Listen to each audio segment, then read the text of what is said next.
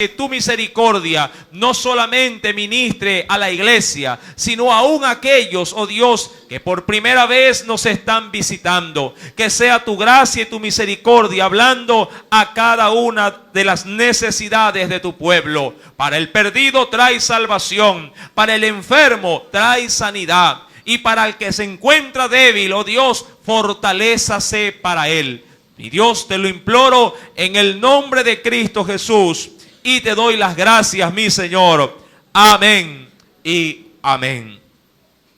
Cuando nos dirigimos, mi amado hermano, al Evangelio de Marcos, recordemos, sí, que la semana anterior nos quedamos de manera puntual, luego de que Jesús tuviera así una necesidad corporal, hablando del ingerir alimentos. Al acercarse, usted recordará, a un arbusto, a una higuera propiamente hablando. Al ver que estaba llena de hojas, el Señor sí estimó que en su interior habría de encontrar algún fruto para poder saciar esa hambre. Mas sin embargo, al rebuscar entre ella, nada encontró. Y eso motivó a que se diera una palabra por parte de él, ¿sí?, haciendo una sentencia para ese arbusto, que de nadie comiera nuevamente de él. Y la Biblia menciona que esa higuera en ese instante se secó hasta la raíz. Esto fue causa de asombro para los discípulos de Jesús al ver el poder y la autoridad que éste tenía.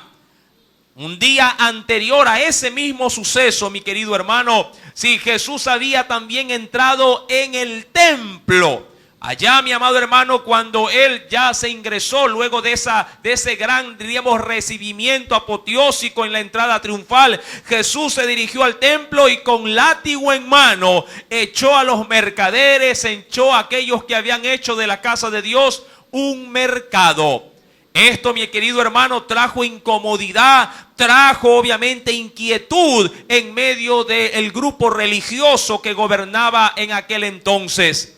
Ahora bien, una vez, diríamos, pasado esos 2 días, en uno en el cual entró y en el otro en el cual echó fuera los mercaderes, ahora diríamos en el tercer día que él se encuentra en esa última semana en Jerusalén. Dice la Escritura en el versículo número 27, que es el texto que vamos a discernir en esta noche. Volvieron entonces a Jerusalén, entendiendo que Jesús estaba residiendo en Betania, de acuerdo a textos ya leídos con anterioridad. Y andando, dice él, por el templo, vinieron a él los principales sacerdotes. Me imagino, mi querido hermano, que hasta esa instancia, sí, a Jesús, sí, que obviamente le gustaba estar siempre relacionado con las cosas espirituales, sí, aquellos que diríamos ya habían en este caso expuesto su prestigio y su reputación al permitirle a Jesús que haga y deshaga en el templo, se tuvieron, diríamos, en mente una gran preocupación. Que se volviera a repetir, sí, un escenario o una escena como la que ya se había experimentado al volcar la mesa de los cambistas y al tirar abajo el negocio de aquellos mercaderes. Ellos, diríamos, que se anticipan, y dice la Biblia que le preguntan a Jesús tanto los escribas, los sacerdotes y los ancianos, es decir, los hombres que gozaban de mayor reputación y prestigio como grupo religioso en medio de la ciudad de Jerusalén. Cuando vamos, por favor, y acompáñeme al versículo 28, si desea puede leer conmigo. Dice la Biblia: y le dijeron: ¿con qué autoridad haces estas cosas? Y dentro de esa misma pregunta hay otra pregunta: ¿y quién te dio autoridad para hacer estas cosas? Amado hermano, o si de manera, diríamos, muy oficial, ellos necesitaban saber, sí, quién había mandado a Jesús. Y a su vez, ¿por qué, una vez, diríamos así, establecido quién era el que le había dado esa autoridad, por qué él la regía con tanta energía, con tanta dureza en medio de los suyos? Mi querido hermano, ante todo es necesario analizar si este pasaje bíblico bajo la óptica de otros textos de la Biblia. Primeramente, por favor, acompáñeme al Evangelio según San Mateo. Sí, recurramos por favor a este otro evangelio en el capítulo número 28. Cuando hablamos de autoridad, propiamente ¿de qué estamos hablando? Estamos hablando de otro sinónimo, de otro término llamado potestad. Cuando se habla de autoridad en tiempos bíblicos, podríamos decir que eran los registros oficiales que otorgaba el Imperio Romano a sus oficiales para poder gobernar una determinada provincia. Diríamos que ese orden jerárquico iba de más a menos para poder regir tal o cual, en este caso posición. Vamos a Mateo capítulo 28, leamos por favor, en breve el verso número 18. Veamos qué nos dice la palabra de nuestro Dios. Mateo 28, verso número 18. Y Jesús se acercó y les habló diciendo, eso refiriéndose a sus discípulos, toda potestad, que es sinónimo de autoridad, toda potestad me es dada y en la tierra. Por tanto, les dice ahí, id y haced discípulos a todas las naciones, bautizándolas en el nombre del Padre, del Hijo y del Espíritu Santo. Hasta ahí llego. Y remarco o le doy énfasis a lo inicial. ¿Qué es lo que proclama Jesús en medio de sus discípulos? Que sobre él pesaba, mi amado hermano, todo tipo de autoridad o potestad o fuerza, de parte, en este caso, de Dios, no solamente en el cielo, sino también en la tierra. ¿Por qué, mi amado hermano? Porque Jesús también, dentro de su, diríamos así, revelación hacia el hombre, Jesús también es Dios. Y como tal, mi querido hermano, autoridad tiene sobre todo, sobre todas las cosas. Si me acompaña, por favor, en breve, venga conmigo, mi querido hermano, al Evangelio, de Juan. Acompáñeme, por favor, en el capítulo número 1.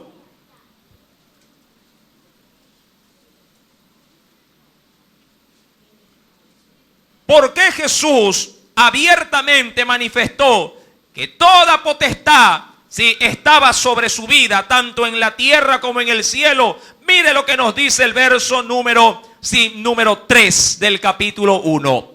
¿Ya lo tiene? Todas, óigalo bien, todas, sin dejar nada fuera, todas las cosas por Él. ¿Qué dice que la Escritura? Fueron hechas, y sin Él, hablando obviamente de Cristo, nada de lo que ha sido hecho fue hecho. Ahora, la Escritura, si la queremos meditar un poco, dice la Biblia, todas las cosas por Él fueron hechas. Y yo pregunto, si Él es el autor de todas las cosas, ¿usted no cree que Él tiene, diríamos así, el régimen o el poder para manipular o manejar todo lo que ha creado? Mi querido hermano, sobre Jesús pesa todo principado, toda potestad y toda autoridad. Cuando vamos a la carta, y acompáñeme, de Colosenses, en el capítulo número 2, dice el Señor en el verso número 9 al 10 lo siguiente. Carta o epístola de Colosenses, capítulo número 2.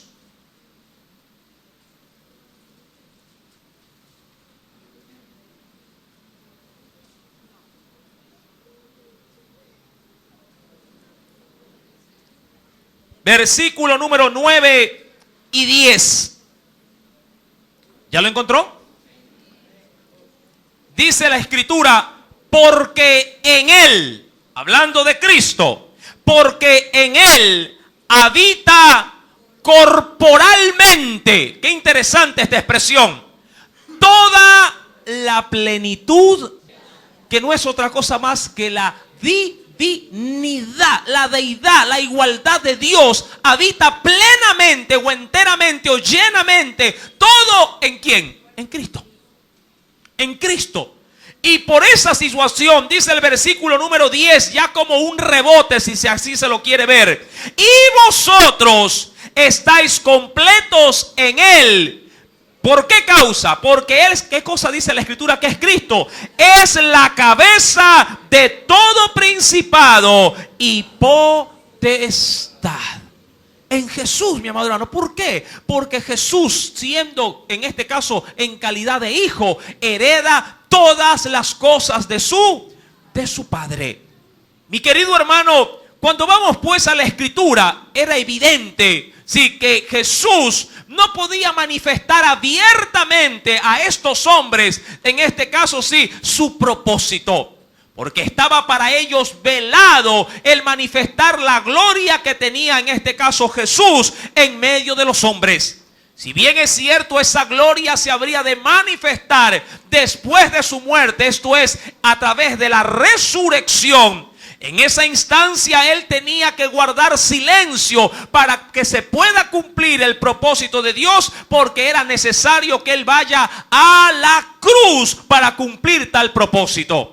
Cuando vamos, mi amado hermano, pues al versículo número 28, si retomamos Marcos, Evangelio de Marcos, capítulo número 11, a Jesús le hacen dos preguntas. Usted ya tiene a la verdad la gran respuesta. ¿Con qué autoridad haces estas cosas? Es decir, ¿quién te ha designado para que hagas lo que haces? Y segundo, ¿y quién te dio la autoridad para hacerlo? Mi amado hermano, Jesús, al ver que la pregunta implicaba un riesgo, ¿para qué? Para el cumplimiento de su labor en esta tierra, formula otra pregunta para poder contestar. Y cuando vamos a la Escritura, mi querido hermano, dice en el versículo número 29, Jesús respondiendo les dijo: os haré yo también una pregunta. Recordando que esta pregunta que Jesús ha de hacer va estrictamente relacionada, sí, a la pregunta que le hacen, pero con el propósito de no responderles. Tengamos presente este antecedente. Jesús formula una interrogante, pero Él está seguro porque Él es Dios también. Y Él, dentro de su capacidad omnisciente, sabe muy bien que la pregunta que habría de hacer no tendría ningún, en este caso, resultado, sí, para que ellos lograran, en este caso, exponer a Jesús como lo que verdaderamente era.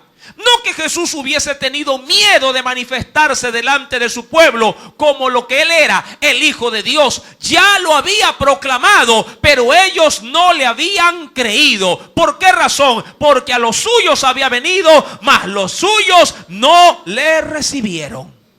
Y cuando el hombre insiste en permanecer en rebeldía, en una constante obstinación y dureza, de nada valdrá más adelante que nuevamente usted predique la palabra. Si él sigue con un corazón encallecido, mi amado hermano, la palabra no surtirá efecto en esa vida. Solo el Espíritu de Dios es el único que tiene poder para, en este caso, ablandar o para abrir ese corazón de piedra y hacer que sea de carne y asimile la enseñanza de la palabra. Cuando vamos a la Escritura, Jesús les hace referencia con una pregunta que los habría de poner con los pelos de punta. ¿Cuál era ese? Os haré yo también una pregunta. Respondedme y os diré con qué autoridad hago estas cosas. El bautismo de Juan ¿era del cielo o de los hombres? Y dice ahí: respondedme. Ahora, qué buena pregunta. ¿Podría leerla nuevamente conmigo? El bautismo de Juan ¿Era del cielo o de los hombres? Yo le pregunto.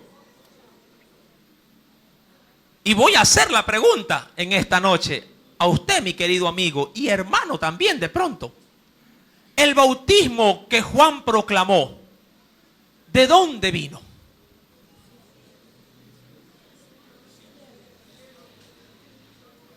Del cielo.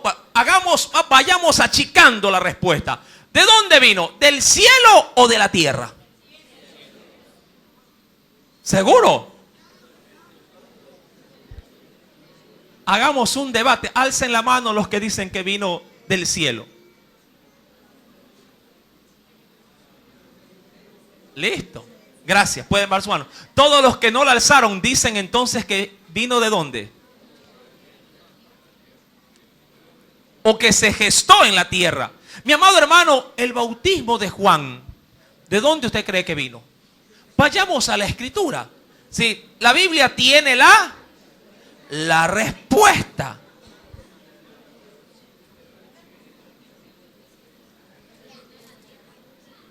Claro, se dio en la tierra indudablemente, pero la ordenanza vino directamente del cielo. Acompáñeme por favor, sí, a los evangelios. Recuerde que es a través de ellos que estamos analizando, sí, la vida de nuestro Salvador Jesucristo. Acompáñeme por favor.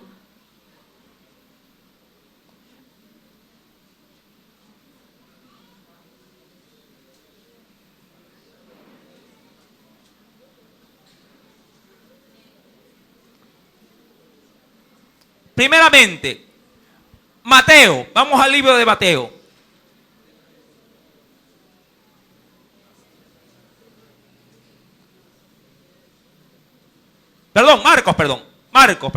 Marcos, capítulo número 1. Evangelio según San Marcos.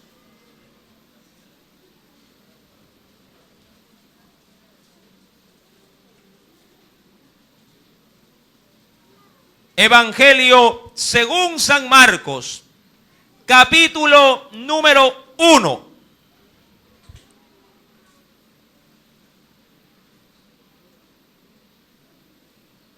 ¿Lo tiene? Versículo, sí, número 1 en adelante. Principio del Evangelio de Jesucristo, Hijo de Dios. Verso 2, léalo por favor.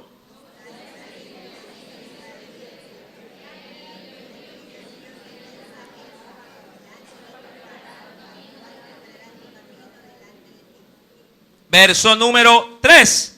Voz del que clama en el desierto, preparad el camino del Señor, enderezad su senda. Verso 4.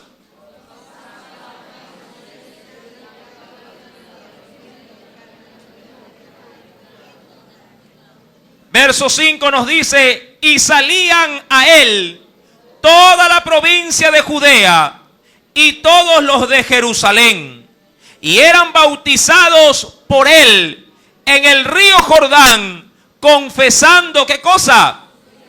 Confesando sus pecados. Ahora, de manera inicial, ¿cómo se gesta el bautismo? A través del cumplimiento de una profecía dada en su debido momento. ¿A qué profeta? ¿Qué dice el versículo número 2? Como está escrito en Isaías, dice el profeta. Primeramente Dios se aseguró, mi amado hermano, de tomar un instrumento para poder llevar a cabo esta profecía. Y obviamente, mi querido hermano, ese instrumento ya en los tiempos de Jesús fue Juan, conocido como el Bautista. Adicionalmente, mis amados hermanos, veamos por favor lo que nos dice el Señor en textos posteriores. ¿Sí?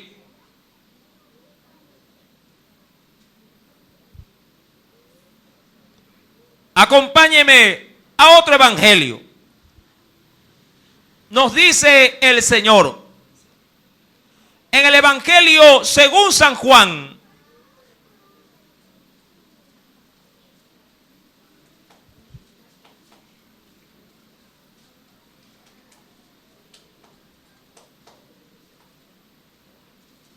Evangelio según San Juan.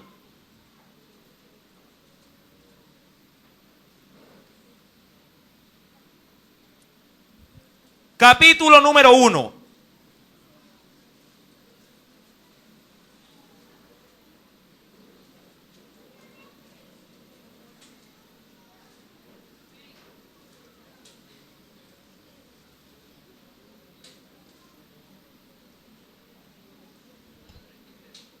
Amén. Evangelio según San Juan, capítulo número 1, versículo, vamos a leer desde el 29 en adelante. Juan 1, 29 en adelante. ¿Ya lo tiene? Póngale mucho atención a este texto. El siguiente día, vino Juan a Jesús. Juan a Jesús, que venía a él y dijo: he aquí el Cordero de Dios que quita el pecado del mundo. Verso número 30, léalo.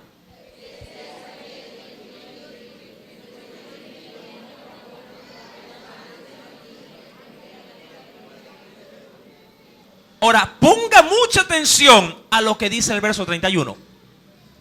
Mírelo.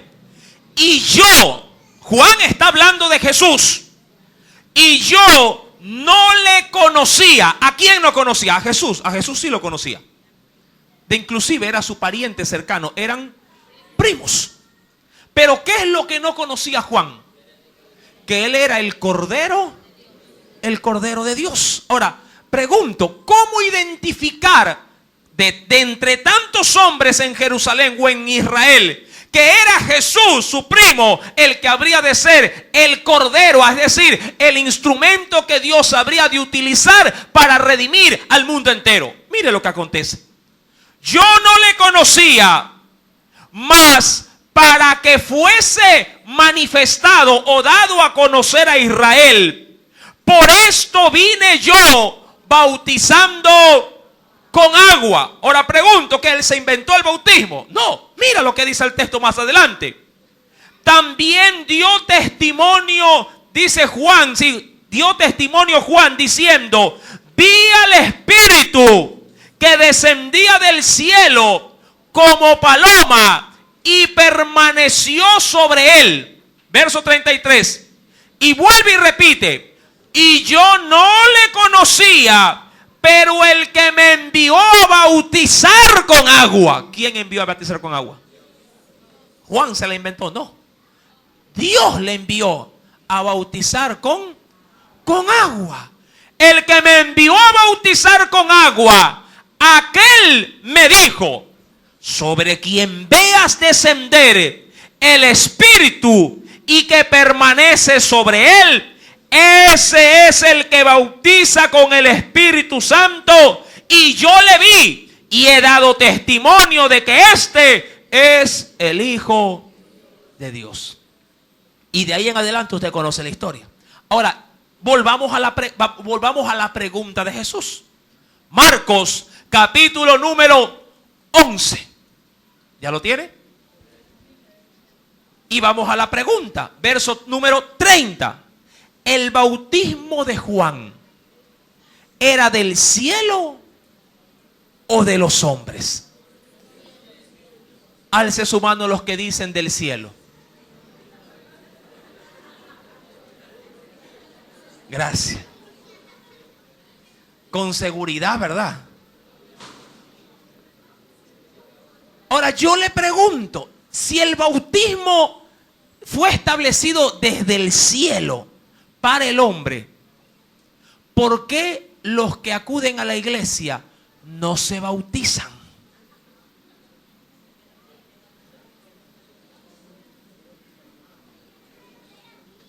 La pregunta de Jesús es preponderante, porque para ese grupo religioso, porque la pregunta no está hecha al pueblo, la pregunta fue hecha para otro grupo religioso, el cual, mi amado hermano, tenía la obligación de liderar espiritualmente a toda la nación judía. los cuales eran, sí, los sacerdotes, los fariseos, los escribas, los ancianos. Usted, mi amado hermano, podría contestar la pregunta porque sabe la respuesta, pero el hecho de que la conteste no significa que en su vida haya una obediencia a esa pregunta. Mucho pueblo puede decir: cree en el Señor Jesucristo, predicando, cree en el Señor Jesucristo, sí, arrepentidos y convertidos, sí, obviamente para recibir perdón de pecados, pero también podríamos decir que nos arrepintamos y que nos bauticemos para poder ser salvos. Pero lo podríamos decir como un mero eslogan bíblico para evangelizar, pero sería contradictorio que alguien que evangelice ese tipo de mensaje, él mismo no cumpla algo que del cielo fue impuesto para los hombres. Tú evangelizas. Mi pregunta: ¿eres bautizado? Es como tratar de predicar que te arrepientas, ¿sí? Predicar, anunciarle a otro que se arrepienta, mientras él mismo no se ha. Se vuelve contraproducente el evangelio al ver que alguien toma la palabra sabiendo que ha salido del cielo para el hombre, que él mismo no honre ese mensaje, tratando de cumplirlo en su propia vida. Por cierto, esto cayó como anillo al dedo, porque ya por ahí veo que ya hay anuncio en esta iglesia que se llama al pueblo ¿a qué? Y muchos cuando dicen que hay que bautizarse dicen: uy, yo todavía no me siento listo. ¿Listo de qué? El bautismo es una ordenanza. ¿Me estás oyendo? Es una orden. ¿Quiénes la cumplen? Los que quieren obedecer esa orden. Los desobedientes no se bautizan.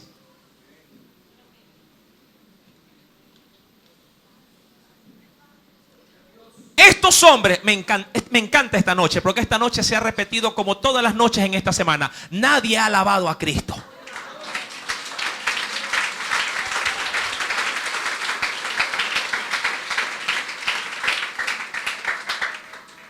Hay otros que piensan que porque se bautizan adquieren mayor compromiso. Pues estás confundido, mi querido amigo y hermano en la fe.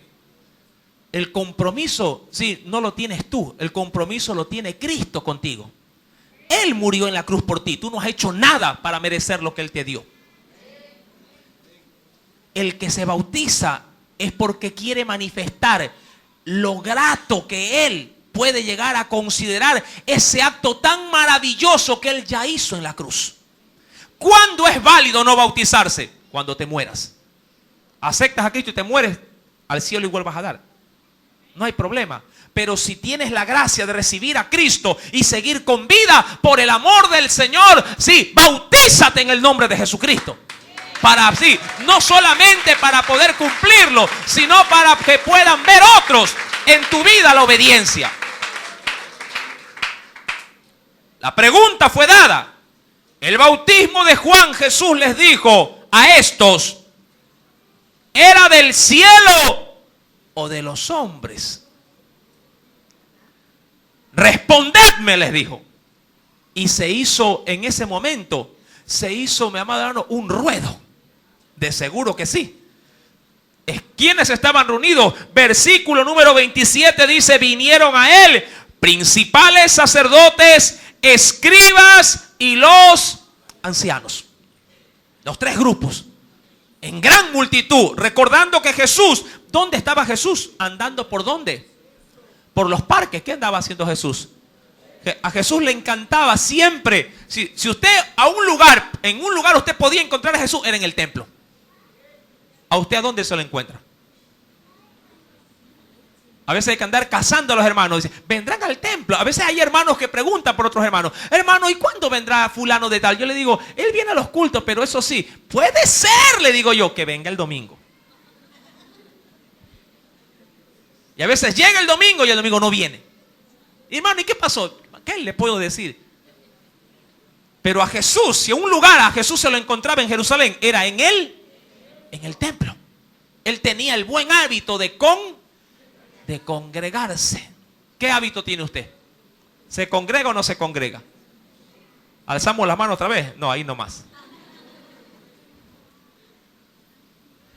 Verso número 30. Respóndeme, le dice. Entonces ellos discutían entre sí. Me imagino que cada quien sí hizo su grupo y comenzaron a decir, versículo 31. Si decimos, mire, ellos mismos, si decimos del cielo, dirán, ¿por qué pues no le creíste? Es decir, ¿por qué pues al no creerle, por qué no se bautizaron si es del cielo? Pregunto, todos estamos conscientes aquí que el bautismo viene del cielo para el pueblo. ¿Y por qué no se bautizan? Pregúnteme.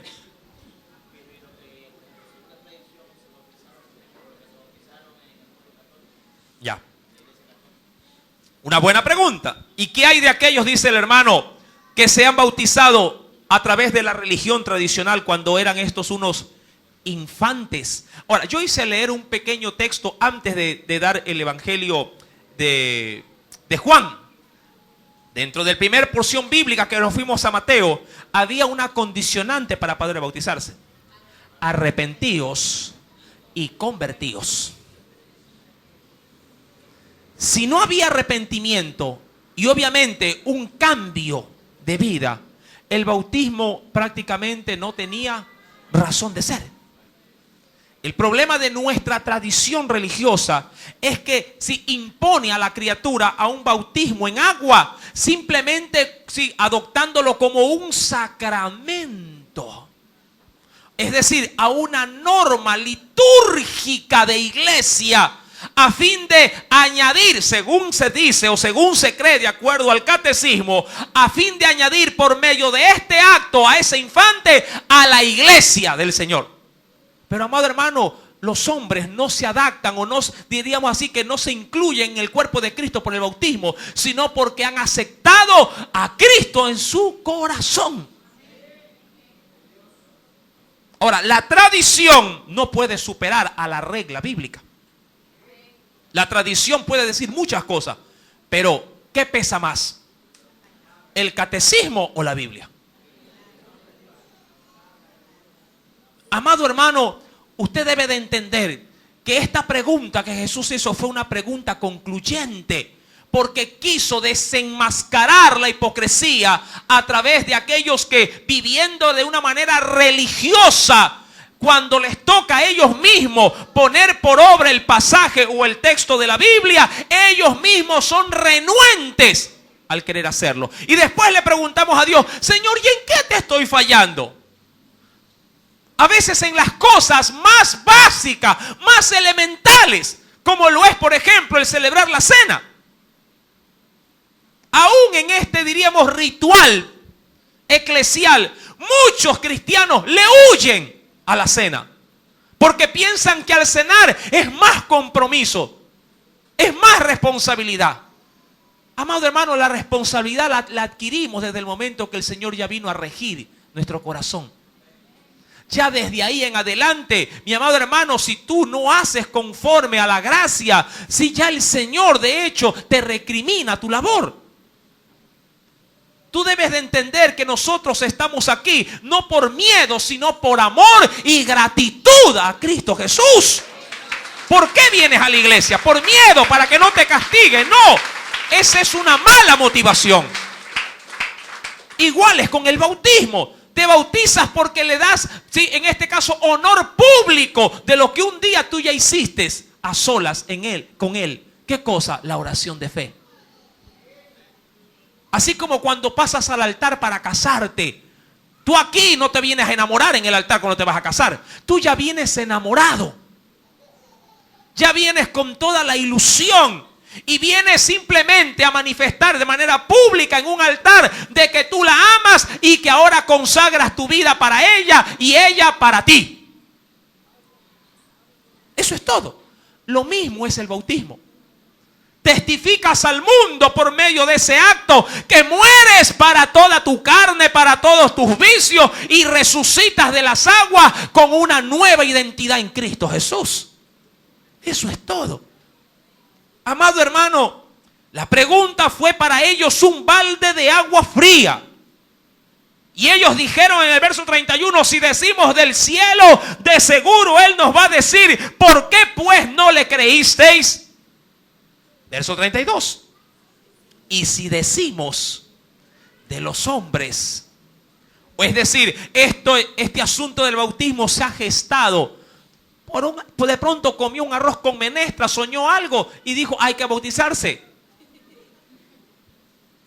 Hay gente que está esperando revelación para bautizarse. Hay otros que están esperando el sentir. ¿El sentir de qué? ¿Acaso el bautismo es un plato de comida que tú tienes que sentir hambre para hacerlo? No, es un acto de obediencia. Es como cuando el Señor te manda a perdonar. El Señor no te manda a sentir el perdón, te manda a que lo hagas. Amén. Oye, hermano, es que no siento perdonar. No es de sentirlo, es de hacerlo. ¿Sí me estás entendiendo?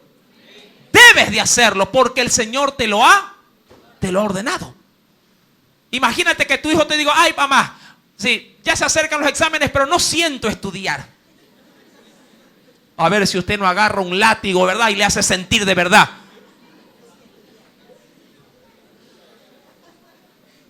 Debe estudiar porque es su obligación el hacerlo. ¿Verdad que sí?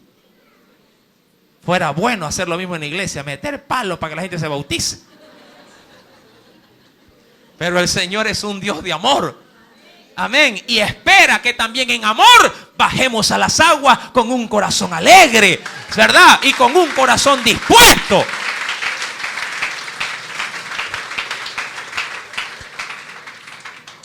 Termina concluyendo en el verso 32, y si decimos de los hombres, pero temían al pueblo, pues todos tenían a Juan como un verdadero profeta. Verso 33. Así que respondiendo dijeron a Jesús, no sabemos. ¿Verdad? Fueron por lana y salieron trasquilados. Le querían ganar a Jesús. ¿Usted cree que si usted se pone a pelear con Dios, usted va a ganar? Hay gente que es especialista en enojarse con Dios. Porque medio le va mal, dice, ya no voy a la iglesia. Y se pelean con Dios. O le privan a los hijos que no vengan a la iglesia. Si no hizo la tarea, mire, se desquitan con Dios. Por eso no vas a la escuela dominical. Prohíbale mejor, mi amado hermano, no ver televisión. No vas a la iglesia. Él viene y el niño se quedó viendo toda la mañana comiquitas. ¿Qué clase de castigo es eso? Quítele realmente lo que al niño sí le obsesiona. Sí, quítele el teléfono, quítele la tablet, quítele el internet. Ahí va a ser, ¡ay! El internet no puede ser. Es como que el alma se le va cuando se va la señal. No le prive de lo espiritual. ¿Sí me está entendiendo? Prívele realmente de aquello que le distrae del Señor y de sus obligaciones. Me recuerdo en una oportunidad una compañera cuando trabajaba en su debido tiempo. Esta señora decía acerca de su hijo cuando se portaba mal. Comentaba en medio de las otras compañeras de trabajo y decía, sí, yo por eso a mi hijo, como me ha venido con malas calificaciones, yo ya no le voy a comprar los Reebok que le dije, solo los Nike nomás le voy a comprar. Yo digo, castígueme a mí.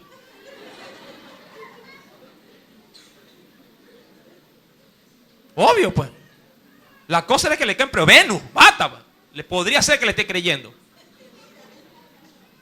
Amado hermano, en el verso 33, estos hombres respondieron recordando que eran los escribas, sacerdotes y los ancianos.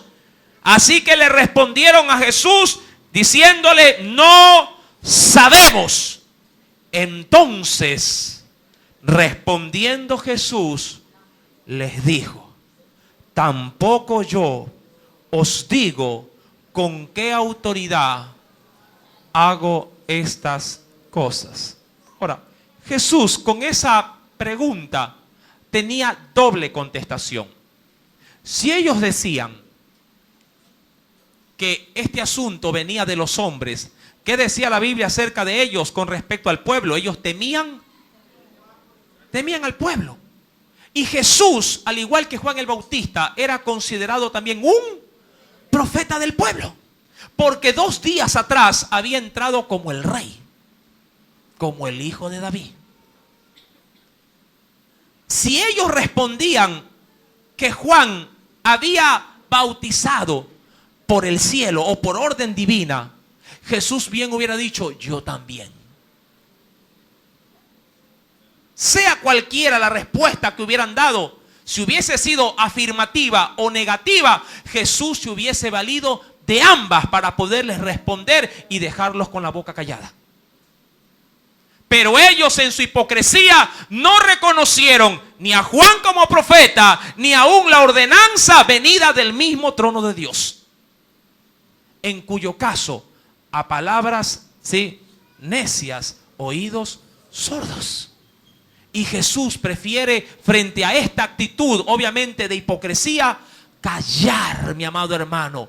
Porque usted y yo no podemos utilizar en este caso la Escritura para contender con el hombre. Recordando que ella es para la edificación de la iglesia. Amados hermanos, en esta noche es necesario entender, ya a manera de reflexión final, Jesús es quien tiene autoridad, quien tiene poder. He traído muchos textos bíblicos sobre qué cosas y en este caso sobre qué circunstancias el Señor tiene autoridad. Por ejemplo, allá simplemente le doy la referencia en Marcos 2 del 9 al 12, Jesús tenía poder y autoridad para sanar. Allá en Mateo capítulo 9 verso 6, el Señor tenía potestad y autoridad para perdonar los pecados. Y Jesús, mi amado hermano, siendo un hombre amplio y generoso en lo que él tenía, también manifestó que ese mismo poder y autoridad había de dársela a la iglesia. ¿Para qué? Para poder también la iglesia ejercer esa misma autoridad. Hollar o pisotear serpientes y escorpiones. Inclusive el mismo Dios, mi amado hermano, tenía poder. Si Jesús tenía poder para echar fuera demonios. Autoridad que, por cierto, también se la confirió ¿a quién? A la iglesia. ¿Tú quieres tener ese poder y esa autoridad?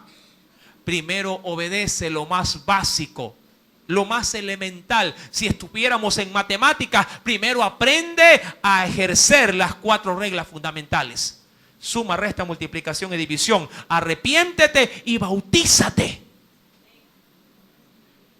para que puedas ser guiado por el Espíritu de Dios. Amén. No puedes empezar una labor sin saltarte este orden tan elemental y tan básico como lo es el bautismo.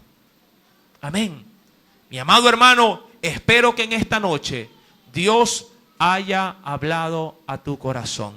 Que el Señor añada bendición a su eterno evangelio. La gloria sea de mi Señor Jesucristo.